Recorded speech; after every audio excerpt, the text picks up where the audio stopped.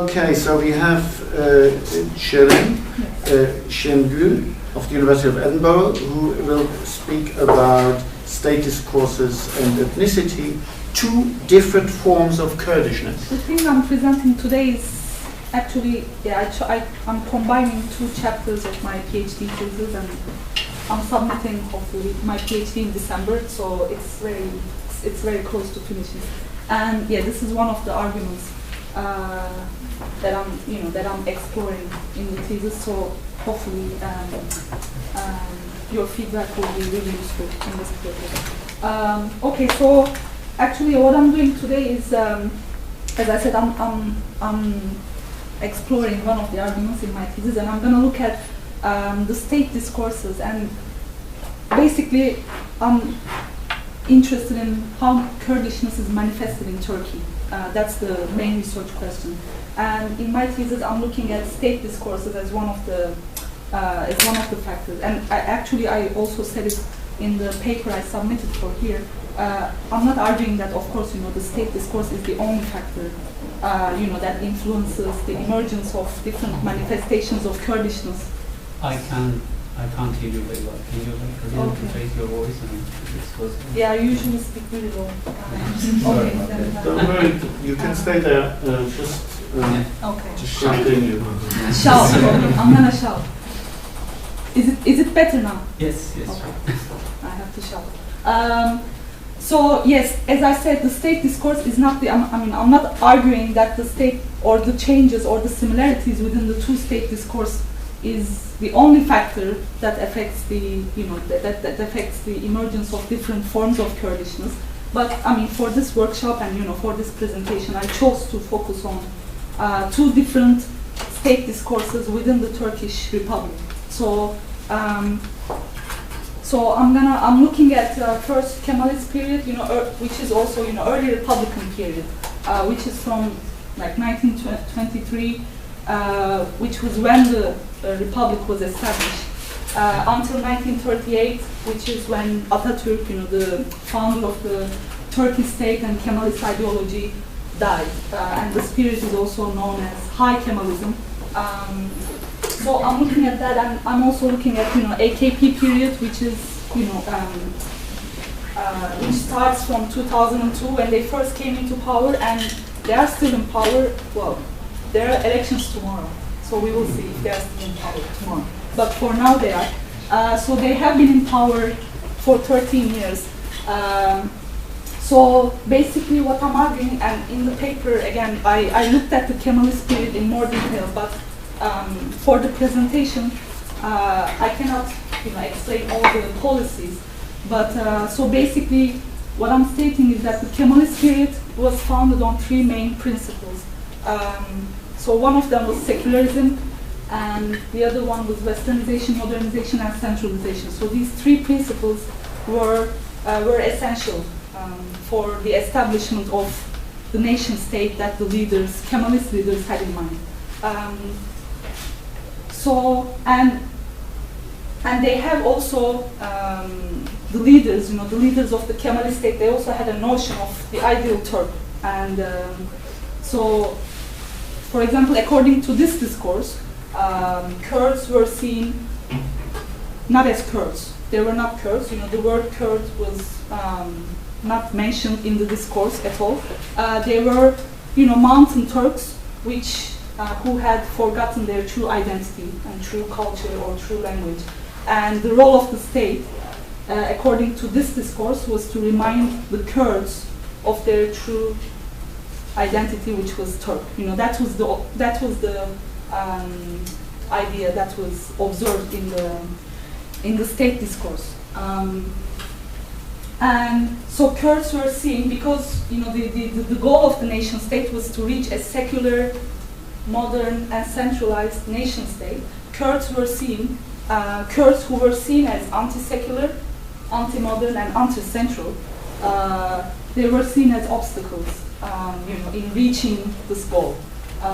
So they had to be converted into the ideal Turks. And again,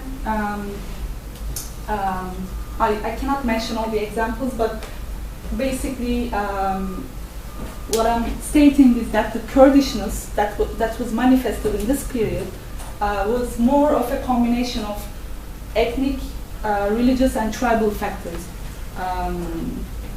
So if we look at the AKP period, so AKP period has had a different discourse with regards to secularism. So of course, Turkey officially is still a secular state. So, we cannot, there's no doubt on that.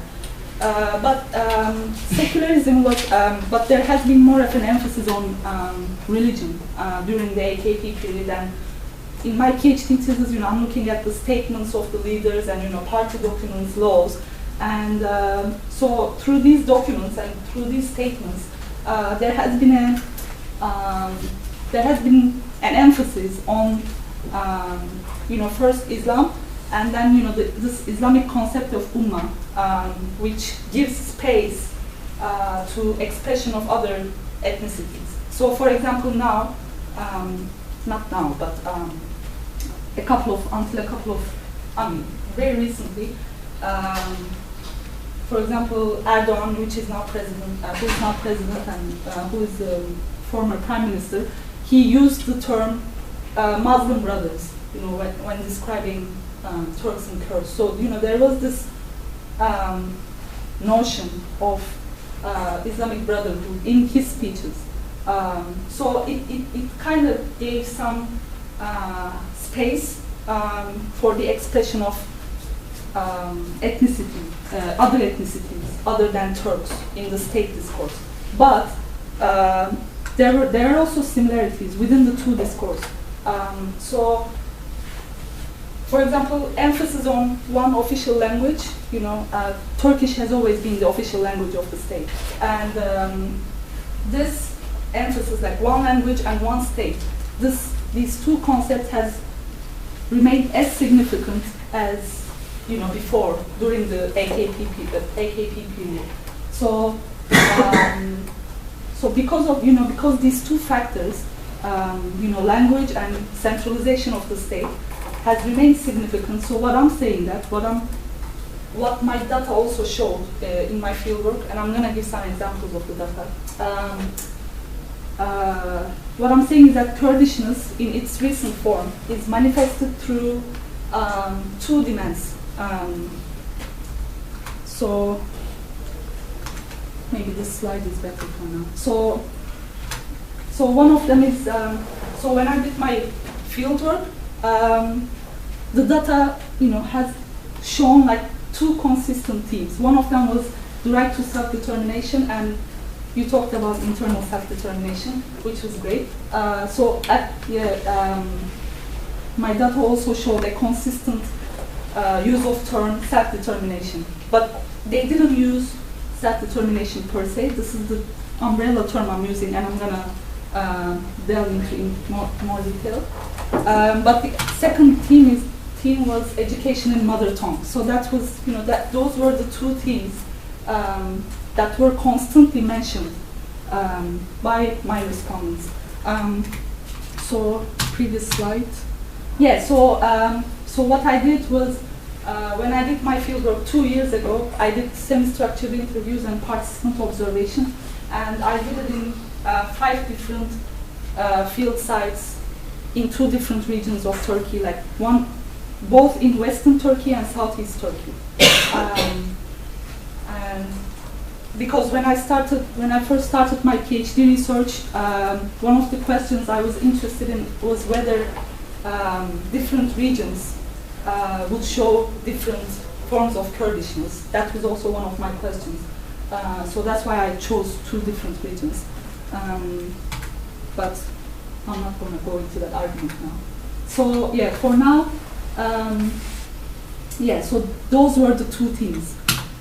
So for example, of course this is not the real name of the respondent, and especially not in front of the camera, I cannot mention it. But so for example, this is one example of how they raised their demand. Like for most of the respondents, what they said was,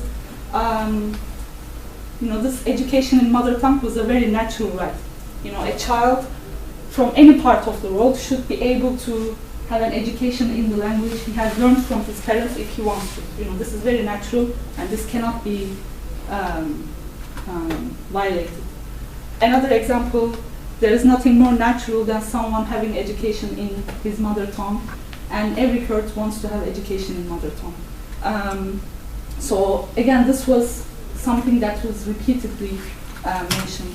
So the right to self-determination, the second theme that has emerged, as I said, was is the umbrella term that I'm using,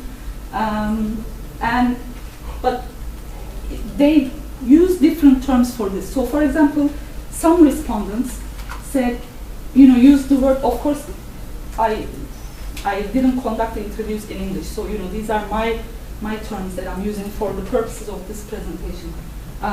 So, for example, some said self-rule, some kind of maybe an internal self-determination in that sense. But that was one of the options they used. One of my respondents, she actually said, freedom. We want our freedom. We want our land. That's another term, another way through which this demand was manifested. And but most of the respondents said, they used the word autonomy.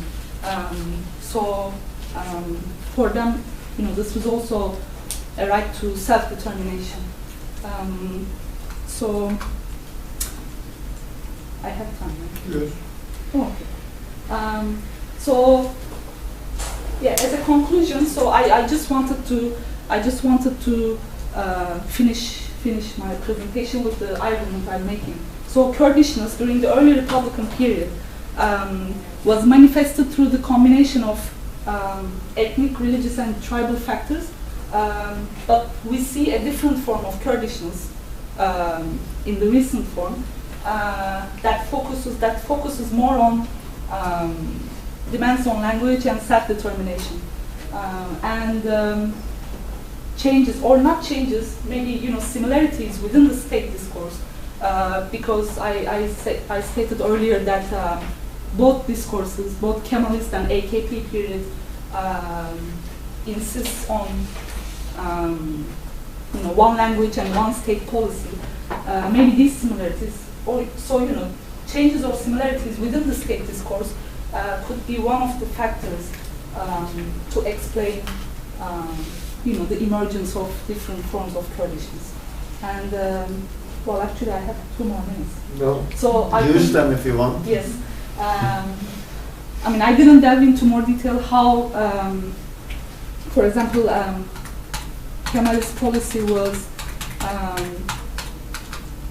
some of the Kemalist policies, for example, that were adopted during the early Republican period. So, for example, they, and I think also that's relevant to one of the presentations that mentions the use of Arabic language, for example. So what Kemalist leaders did was one of the reforms that were done was to change the alphabet to Latin alphabet from the Arabic alphabet. And that was, in the official discourse, for example, it states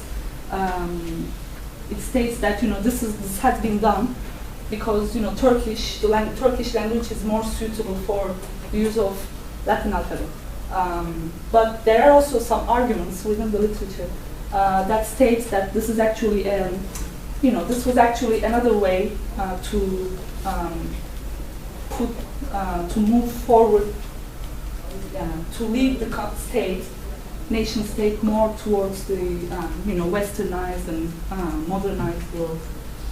So that was one of the policies, and then all the other policies they have done with regards to secularism. For example, the abolition of the caliphate, and after the abolition of the caliphate, there are some documents, there are some letters that one of the leaders of the Kurdish tribes, Sheikh Said, who was also the leader of the first Kurdish rebellion, he had some letters, he wrote some letters saying that, with the abolition of the caliphate, now all we have left is Turkish oppression, the state oppression. So he was, for example, not happy with, the abolition of the caliphate. And okay, perhaps okay. After this slight, Yes. short excursion back into the Yes. Republican times, Okay. just in one sentence, perhaps the Yeah. thesis of your talk, the main conclusion, so that we end not somewhere in the middle, but with your conclusion Okay. in one sentence.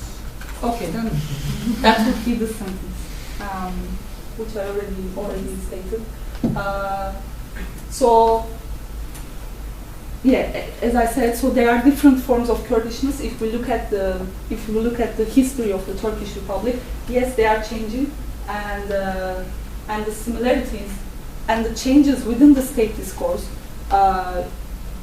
So AKP's emphasis on religion, for example, it has allowed the Kurdishness to move away maybe from ethnic factors, but to move on more towards the language and self-determination demands, and that's how it is manifested. Thank you very much.